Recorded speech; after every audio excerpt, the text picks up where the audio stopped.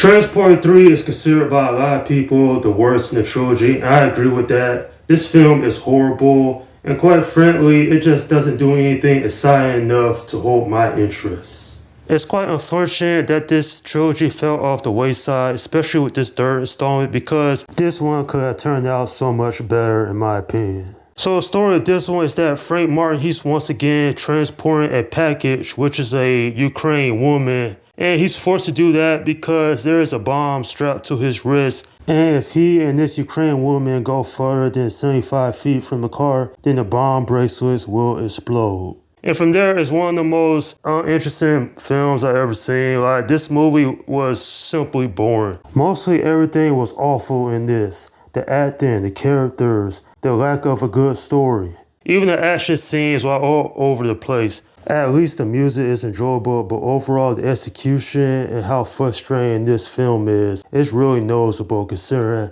how better the other two Transporter movies are. Character-wise, there was no one that really had impressed me.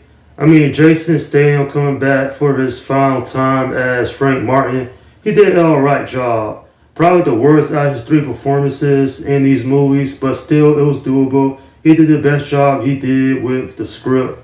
But one thing I question about Frank is why he fell in love with the kidnapped victim. Seriously, Valentina was a horrible character. I really couldn't stand her. She was obnoxious. She was just downright not tolerable.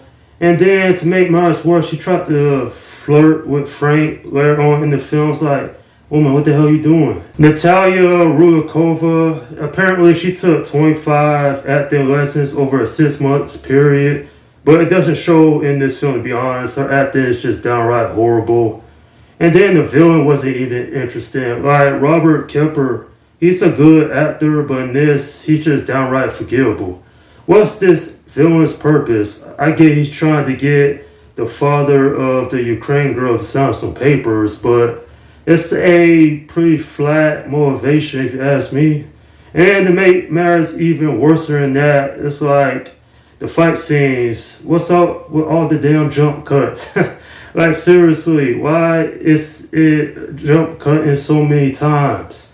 And literally the final fight, I didn't even know what was going on because it was just moving so fast. That is not how you direct an action scene.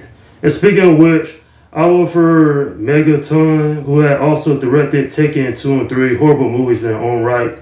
I don't know how they got him for this. This could have been a decent or even a good outing for this film, but this turned into a huge disaster. Do yourself a favor. If you haven't seen this movie, stay far away from it. It's not worth the time, trust me. And if you have seen it, then you know just how downright horrible this one is because, quite frankly, I just couldn't find many positives in this one. I'm giving this film a 4 out of 10. Yeah, this says dumpster fire written all over it. Forgettable acting, uninteresting action scenes with those jump cuts. I found the character of Valentina very aggravating, like she pissed me off. This is how the trilogy ends, ladies and gentlemen. Not with a bang, but with a whimper. And it's quite unfortunate considering this movie could have been great if it had a better script and a better director, in my opinion. And that is my review of Transporter 3. Okay, leave your comments down below in the section and let me know what you think about this movie.